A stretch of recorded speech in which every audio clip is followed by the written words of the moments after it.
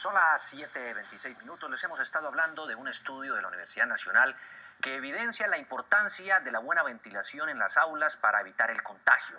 Tatiana Gordillo está con los investigadores que están midiendo el aire ya con ventilación. ¿Cómo es eso, Tatiana? Juan Diego y televidentes, hace unos minutos medimos la ventilación, pues cuando estaba con las ventanas cerradas, la puerta cerrada, y lo que indicaba este aparatico que mide exactamente el dióxido de carbono que exhalamos y que estamos volviendo a respirar dentro de un espacio cerrado. El aparato nos arrojaba alrededor de 1.300 partes por millón. ¿Esto qué quiere decir? Que estamos respirando casi 3 veces el aire que exhalamos. Pero ahora vamos a hacer el ejercicio con las ventanas abiertas. Hace unos minutos abrimos unas ventanas, vamos a abrir por acá las otras para ver qué pasa con esos aparatos. Y les quiero mostrar, por ejemplo, este que está más cerca a la ventana que ya habíamos abierto hace unos minutos. 622 partes por millón. Profesor, ¿eso qué quiere decir? ¿En qué cambió el aire en este espacio cerrado en el que estamos? Muy bien, la concentración de dióxido de carbono se redujo a menos de la mitad de lo que teníamos anteriormente. Entonces, el riesgo de contagio ligado a esa concentración se redujo en 3 veces. O sea, ahora tenemos solo 1/3 del riesgo de contagio que teníamos hace algunos minutos. Cuando no había ventilación. Cuando no había ventilación. Van a ver, televidentes, una gráfica en sus pantallas donde se ve cuáles son las recomendaciones. Por ejemplo, para un espacio cerrado en momentos donde no hay pandemia es de 1.000 partes por millón, pero ya en espacios cerrados en un momento de COVID-19 de pandemia debe ser por debajo de 700 partes por millón. ¿Por qué, profesor? Así es. Ese número al que se ha llegado después de un análisis de riesgos de contagio de COVID es el recomendado por diferentes expertos a nivel internacional para reducir el riesgo y considerar un lugar cerrado como seguro. Porque en menos de 700 estaríamos respirando menos del 1% del aire que exhalamos. Exactamente. Entonces el riesgo no es absolutamente cero, pero sí se reduce muchísimo. Y por supuesto hay que mantener las otras medidas. El distanciamiento es muy importante porque cuando las personas están muy cerca unas de otras, pues entonces la concentración de las partículas exhaladas es mucho mayor. Es mucho mayor. Bueno, Mauricio, que es también investigador de este estudio, nos va a contar cuáles son las características de una buena ventilación, Mauricio, porque ustedes mismos lo dicen, no solamente abrir una ventana. En ese caso tienes toda la razón, Tati. Muchas veces lo que recomiendan los medios en ese sentido es abrir netamente una ventana y con eso es suficiente. Las reglas de ventilación actualmente no están claras. ¿Cuál sería una buena ventilación para nosotros tener?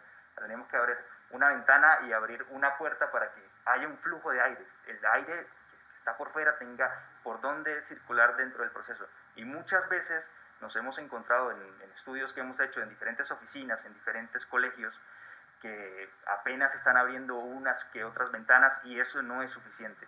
Entonces, lo mejor sería abrirlas todas, incluidas las puertas. Lo mejor sería abrirlas todas, abrir puertas y lo más posible. Entonces, en ese sentido, muchas veces también en esas oficinas, en esos colegios donde hemos realizado las investigaciones, muchas veces no es suficiente y la probabilidad de contagio sigue siendo alta. Sigue siendo alta. En sitios donde no hay ventanas, ¿qué hacemos? Porque también hay aparatos que nos podrían ayudar a purificar ese aire, ¿no? En sitios donde no hay ventana también está la posibilidad de usar diferentes tipos de purificadores como los que nos puede explicar el profesor Néstor. Ese lo tenemos acá precisamente para mostrarle a los televidentes. Profesor, ¿qué hace ese aparato en un sitio donde no hay ventanas? Sí, esto es un purificador de aire que se basa en un filtro de alta eficiencia. Ese filtro lo que hace es capturar el aire que está en este ambiente, pasarlo por ese filtro de alta eficiencia y remover todas las partículas que hay allí, o una buena parte de ellas.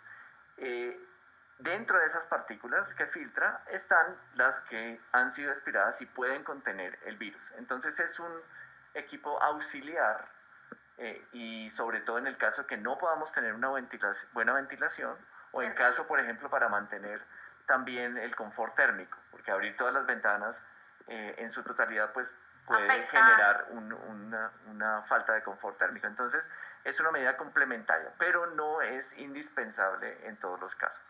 Es sobre todo necesaria cuando hay dificultades para hacer la ventilación. Profesor, ¿ustedes recomiendan entonces que en los protocolos de las aulas escolares, ustedes como Universidad Nacional, como investigadores, pues incluyan este tipo de medidas de la buena ventilación? Sí, es urgente que esos protocolos de los ministerios de salud, de educación, incluyan la ventilación y ojalá también los mecanismos para medir esa calidad de la ventilación, de manera que los colegios puedan saber ciertamente si sus espacios son de bajo riesgo de contagio del virus. Ya para finalizar, Mauricio, ustedes como investigadores de esto tan importante, pues también se están ofreciendo para que las universidades, las aulas, los jardines, los colegios puedan tener esta medición. Sí, claro que sí, Tati, con todo gusto estamos en contacto. Esto es un desarrollo académico, un desarrollo de trabajo social para mejorar en esta lucha contra la pandemia. Entonces, en ese caso ofrecemos total ayuda, vamos a los colegios a realizar mediciones, a las oficinas, y lo que le mostramos a la gente es eso. Muchas veces lo que se tienen son espacios que no son del todo válidos para estar en trabajos o para estar en colegio como tal. Damos recomendaciones, si es el caso podemos jugar con muchos factores, lo que es el tiempo de permanencia de una clase o el tiempo de permanencia en un trabajo. Podemos jugar con esa cantidad de personas que se encuentran. Digamos, si es un aforo del 30%, en muchos lugares se puede llegar quizá a un 40%, pero hay otros que por ventilación máximo podríamos estar a un 10-20% de aforo. Entonces, con todo el gusto estamos en un proceso académico, un trabajo social para reducir todo el tema de pandemia.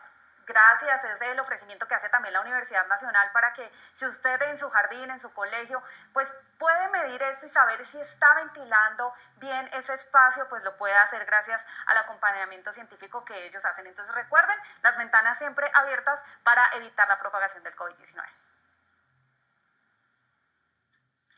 Tatiana, un desarrollo científico además muy pertinente en este momento cuando nuevamente se encienden las alertas en medio de la comunidad de expertos por el contagio de COVID-19 a través del aire, a través de los aerosoles. ¿Por qué nuevamente se pone este tema sobre la mesa? Mónica Montalegre, ¿cuáles son las recomendaciones? Buenos días. Pues Alejandra, desde el comienzo de la pandemia, los expertos han hecho énfasis en la transmisión del COVID-19 por contacto, por gotas de aire y por aerosoles. Pues precisamente es sobre este último modo de transmisión que los científicos están llamando la atención para no bajar la guardia y para que en los protocolos se haga pedagogía sobre las maneras de ventilar correctamente. La transmisión del COVID-19 por el aire es una de las formas predominantes de contagio, así lo advierte en su editorial la revista Nature, una de las publicaciones científicas más importantes del mundo. Los esfuerzos deben enfocarse en prevenir el contagio, mejorando la ventilación e instalando purificadores de aire que hayan sido probados rigurosamente. También se debe insistir en las mascarillas y el distanciamiento. Explica que los países se han concentrado en medidas para evitar la transmisión por superficies y han dejado de lado la importancia que juegan herramientas como la ventilación. La OMS reconoce la importancia de este modo de transmisión. Se transmite de una persona a otra y a través del aire, a través de gotas, de aerosoles, partículas de diferentes tamaños. ¿Pero cómo funciona esta transmisión por aerosoles? ¿Por qué a los desodorantes que vienen en esta presentación se les llama aerosol? Precisamente porque la presentación que tienen, fíjense, sale un pequeño vapor que luego se vuelve invisible. Los aerosoles que salen por nuestra nariz y nuestra boca funcionan así. Entonces, lo que hacen es ellos volar en ese ambiente de aire hasta que llegan al cuerpo de otra persona, esa persona respira y esos aerosoles entran directamente a su sistema respiratorio. Por eso, para evitar el contagio, el tapabocas es clave, pero ojo, porque incluso los expertos advierten que permanecer en un espacio cerrado sin ventilación y por largo tiempo representa un riesgo, así se utilice la mascarilla. Las 3C, contactos cerrados, conglomerados, son de altísimo riesgo. Si en un espacio cerrado se usa tapabocas y distancia física, ayuda, pero no impide la transmisión del virus. Entonces, ¿cómo ventilar correctamente? Es súper importante que hayan 2 puntos de ventilación en cada sitio cerrado como mínimo. Un punto de entrada y un punto de salida. Esos puntos de entrada y de salida no deberían ser ventanas que están una al lado del otro, porque el aire no circula así. El aire circula más chocando entre obstáculos. Entonces es mejor que yo tenga, por ejemplo, una ventana y al frente o en diagonal una puerta abierta. ¿Y qué pasa cuando no hay 2 puntos de entrada o salida de aire? Es buena idea que frente a la ventana que tú tienes pongas en una posición en diagonal que haga chocar el aire y salir por la ventana, para que choque ese aire por la pared y salga por la ventana. Los expertos insisten en que ninguna medida de bioseguridad es autosuficiente para protegernos del virus. Las 4 se deben combinar: distanciamiento social, lavado de manos, uso de tapabocas y la ventilación en espacios cerrados.